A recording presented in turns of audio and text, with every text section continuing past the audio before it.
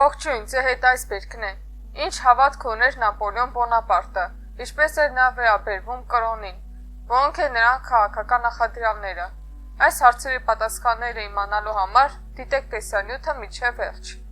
Բաժանորդագրվեք այս բերկալիքին եւ մենք սկսում ենք։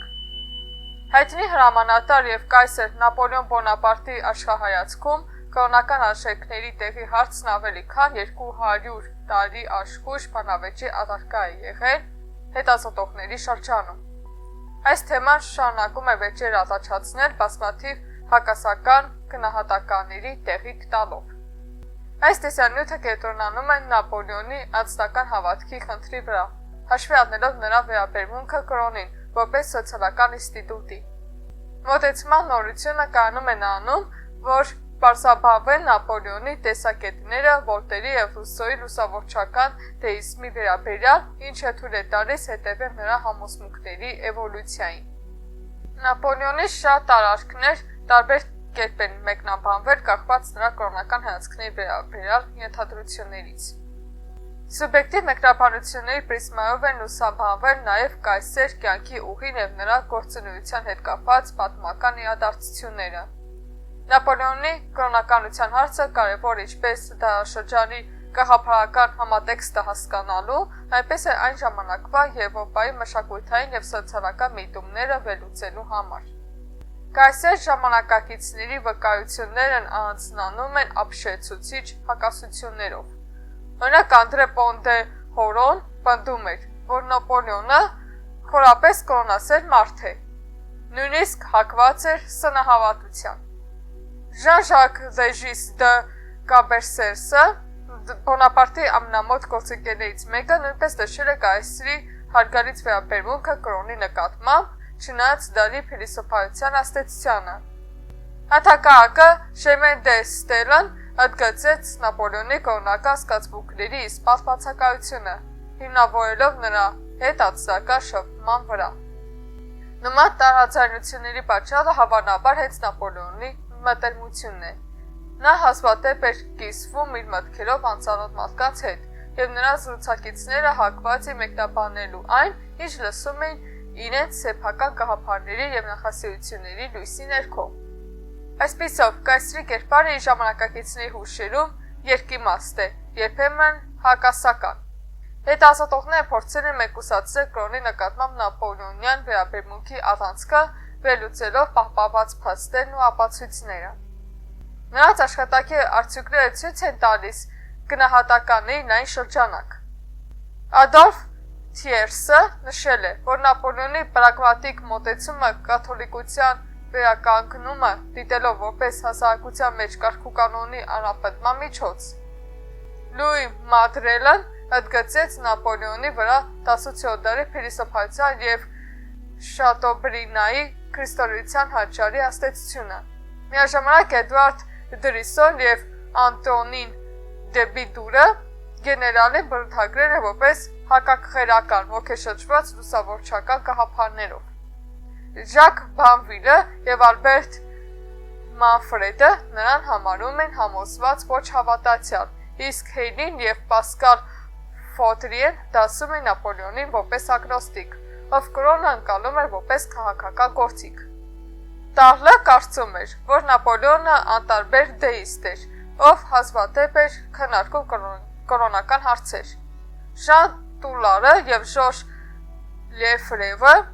շեշտում են նրա քաղաքական հաշվարկը կրոնական գործերում, կապելով նրա հայացքները լուսավորչական դեսպոտիզմի ավանդույթի հետ։ Այսպիսով, Նապոլեոնի վերաբերմունքը կրոնի նկատմամբ չի կարող միանշանակ դասակարգվել։ Նրա աշխարհայացքը միավորում էր պրագմատիզմի, փիլիսոփայական թերահավատության եւ լուսավորչության դարաշրջանի մշակութային ուղղությունների տարրերը։ Այս թեմայի ուսումնասիրության տարբեր մոտեցումներ ընդգծում են Բոնապարտի անհատականության բազմակողմանիությունն ու բարդությունը, որի կրոնական համոզմունքները մնում են ազեղծված հետազոտողների համար։ Վանանսում ծառայության ընթացքում Նապոլեոնը գրեթե ողջ ազատ ժամանակը նվիրում էր ընթերցանությանը։ Նրա հետաքրքրությունները ընդգծում են թեմաների լայն շրջանակ՝ պատմություն, գրականություն, փիլիսոփայություն։ Այս ժամանակ նա հիացած է Ռուսոյով, ում գաղափարները պաշտպանում էր իր վաղ ստեղծագործություններում։ 1776 թվականի էքսկիզում նա պաշտպանում է Ռուսոյի տեսակետը կրոնի վերաբերյալ, քրիստոնեությունը դիտելով որպես սպառնալիք հասարակական դաշինքին, օրինական իշխանությանը հարկադրվող ուժ։ Դիսկուրս 1791 գրված Լիոնի ակադեմիայի կողմից հայտարարված մրցույթի համար նա քննադատում է հոգևորականներին մեղադրելով նրանց սոցիալական անարդարությանն աջակցելու եւ անհավասարությանը արդարացնելու մեջ։ Նապոլեոնը պնդում էր, որ յուրաքանչյուր մարդ իր էությամբ ունի կյանքի պահպանման միջոցների իրավունք, սակայն իրականում գրեթե ողջ ունեցվածքը կենտրոնացած է մի քանիսի ձեռքում։ Նա նկարագրում է հոգևորականների արձագանքն այս հարցին. Աստծո նախախնամությանը վստահիր, հավատա, հնասատվիր եւ աշխատիր։ Սրանք են քո պարտականությունները։ Նապոլեոնը մերժում էր նման գաղափարներ ընդգծելով արդար օրենքների անհրաժեշտությունը, որոնք կարող են վերականգնել սոցիալական հավասարակշռությունը։ Թեև նա ընդունում է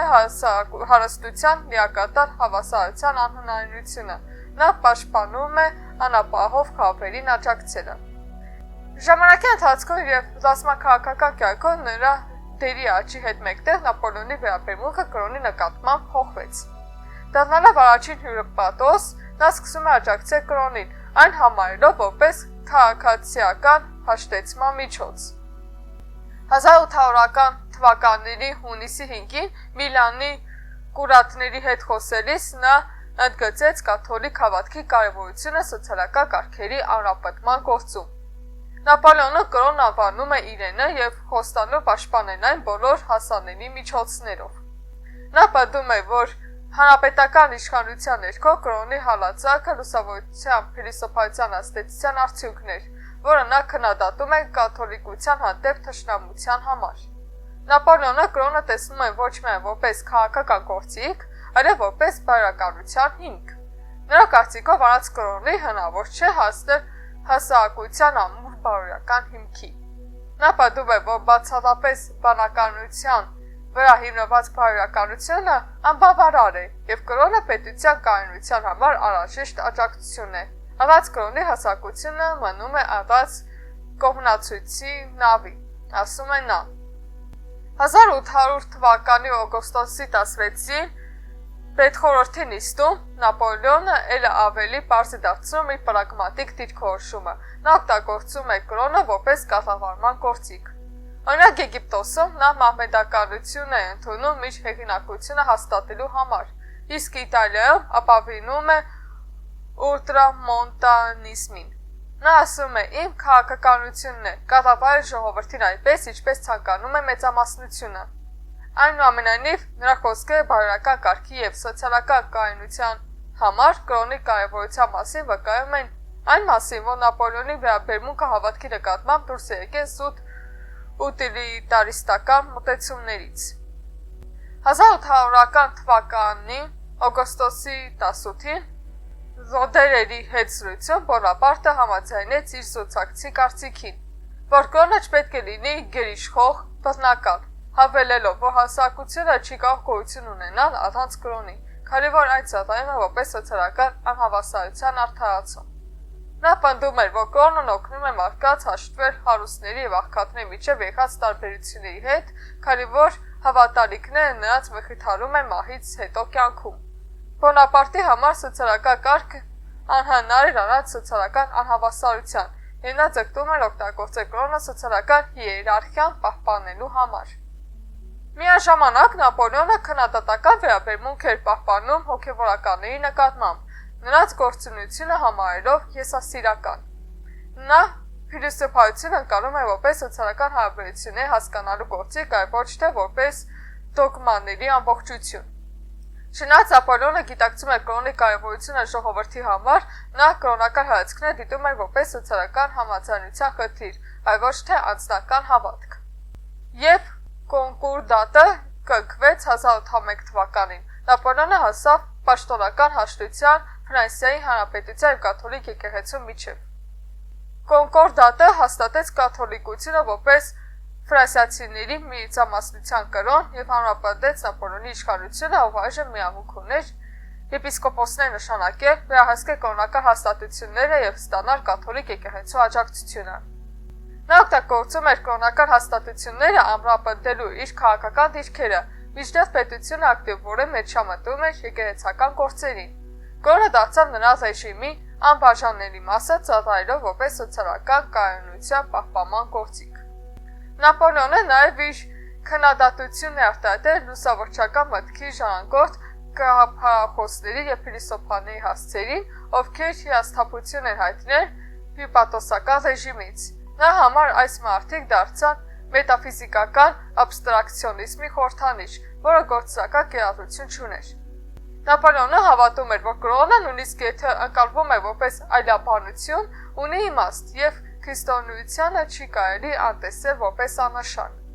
Նրա փիլիսոփայությունը ներառում էր նաև կյանքի կանխորոշված ուղու գաղափարը, հատկապես Եգիպտոսի քարոզարշավի ժամանակ իր հայտարարություններում, որտեղ նա պնդում էր, որ մարդը պետք է կատարի իր պարտականությունը և թող Աստված որոշի, թե ինչ կլինի հետո։ Հռոմի Պիոս 7-րդի հետ հակամարտությունը նույնպես դարձավ նրա քաղաքական կյանքի կարևոր մասը։ Նապոլեոնը ձգտում էր ցույց տալ իր անկախությունը պապականությունից, հայտարարելով, որ ինքը կարող է հանդես գալ որպես կրոնի պաշտպան, նույնիսկ եթե պապը չաջակցի իրեն։ Նապոլեոնը պնդում էր, որ ինքը դարձել է Եվրոպայում կաթոլիկ հավատքի ամենակարևոր պաշտպանը, և որ պապը չի կարող վիճարկել իր հեղինակությունը։ Ահա մեզ պարզ դարձավ, որ Նապոլեոնը կրոնը օգտագործում էր իր քաղաքական շահերի համար և դասակարգային հիերարխիան պահելու համար։ Իսկ դա արդեն իսկ նշանակում է, որ կրոնը գործիք է իշխող դասակարգի ձեռքին ժողովրդի ընդվզումը կանխելու և իշխանական նպատակներին ծառայեցնելու համար։ Տարածեք այս տեսանյութը սոցիալական ցանցերում, որպեսզի ձեր ընկերներն էլ իմանան Բոնապարտի կրոնական գաղափարների մասին և բաժանորդագրվեք այս պետկալիքին, որպեսզի բաց չթողնեք նոր և հետաքրքիր վիդեոները։ Գրեք մեկնաբանություններով ձեր կարծիքը և լայքը չմոռանաք։ Կհանդիպենք։